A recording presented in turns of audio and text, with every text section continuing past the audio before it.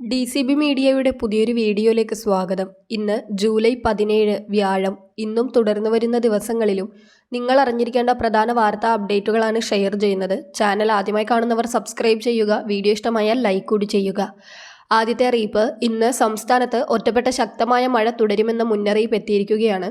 ഇതിന്റെ ഭാഗമായി 4 ജില്ലകളിൽ റെഡ് അലേർട്ടും പ്രഖ്യാപിച്ചിട്ടുണ്ട്. കാസർഗോഡ്, കണ്ണൂർ, വയനാട്, കോഴിക്കോട് ജില്ലകളിലാണ് റെഡ് അലേർട്ട് പ്രഖ്യാപിച്ചിട്ടുള്ളത്.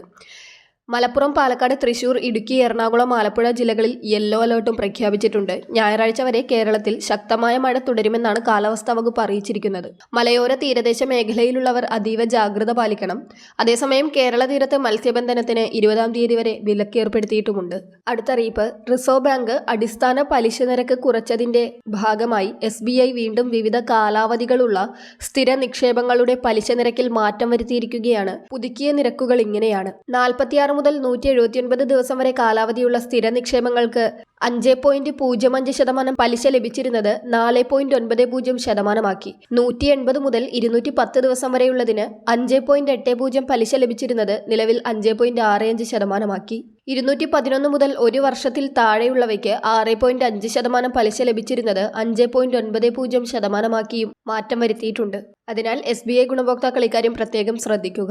അടുത്തറിയിപ്പ്, കേര ഫെഡിന്റെ കേര വെളിച്ചെണ്ണ ലിറ്ററിന് ഇന്നു മുതൽ 529 രൂപയാണ് വില. ലിറ്ററിന് 110 രൂപ കൂട്ടാൻ തീരുമാനിച്ചതോടെയാണ് ഈ വിലമാറ്റം. മറ്റ് ബ്രാൻഡുകളുടെ വെളിച്ചെണ്ണയും നാടൻ വെളിച്ചെണ്ണയും ലിറ്ററിന് 420 മുതൽ 480 രൂപയ്ക്ക് കിട്ടുമ്പോഴാണ് കുത്തനെയുള്ള ഈ വിലവർധന. ഇതോടെ നമ്മുടെ സംസ്ഥാനത്ത് ഏറ്റവും കൂടുതൽ വിലയുള്ള വെളിച്ചെണ്ണ കേരയുടേതായി മാറിയിരിക്കുകയാണ്. 4 മാസത്തിനുള്ളിലെ 4ാമത്തെ വിലവർധനയാണിത്. ഓണക്കാലമൊക്കെ അടുക്കുന്നതിനാൽ ഈ വെളിച്ചെണ്ണ വിലയിലെ വർധനവ് സാധാരണക്കാരെ കാര്യമായി തന്നെ ബാധിക്കുന്നതാണ്.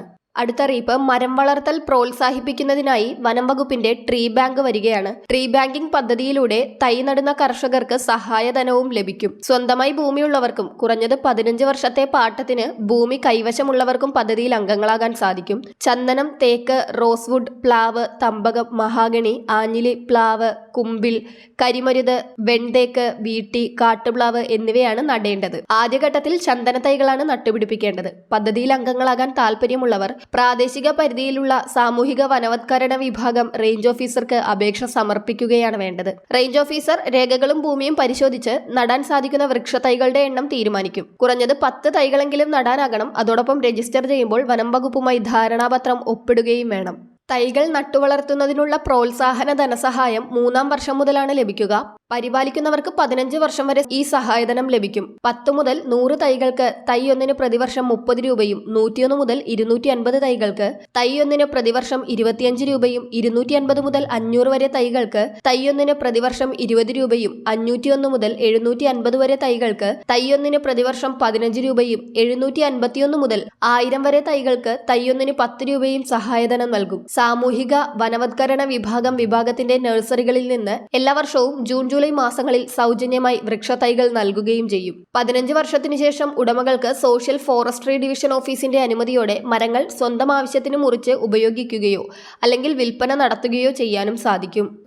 അടുത്ത അറിയിപ്പ്, ജൂലൈ മാസത്തെ ക്ഷേമ പെൻഷൻ വിതരണം ജൂലൈ 25ഓടെ ആരംഭിക്കുന്നതായിരിക്കും. അതായത് അടുത്ത ആഴ്ചയോടെ സംസ്ഥാനത്ത് പെൻഷൻ വിതരണം ആരംഭിക്കുകയാണ്. 1600 രൂപയാണ് ജൂലൈ മാസത്തിൽ വിതരണം ചെയ്യുക. അതോടൊപ്പം തന്നെ സംസ്ഥാനത്ത് പെൻഷൻ മസ്റ്ററിംഗും നടന്നു വരികയാണ്.